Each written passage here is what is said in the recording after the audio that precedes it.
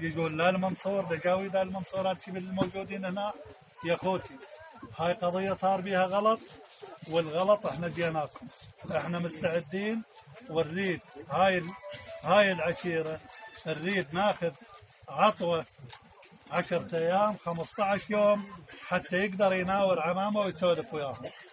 هاي ما توفقوا لها. اجت ورا فترة بنفس اليوم مشوا يشكلون محامي، صاروا هم بالراهي وهم اللي يردون يسبقون الشبلاوي التعبان ووضعه مزري بالمستشفى، فتلاحقوه بمعارفهم وبمحاميه، وظلت مماطلات وجاويد المنصور الموجودين هنا تعبوا وركضوا بها وحصيلتها وصلت لهنا. احنا عمامكم والقضية تزعل عمامنا هنا ونشوفها باطل نزعل عليها، ولا زعلنا احنا يزعلون الشبل وياه.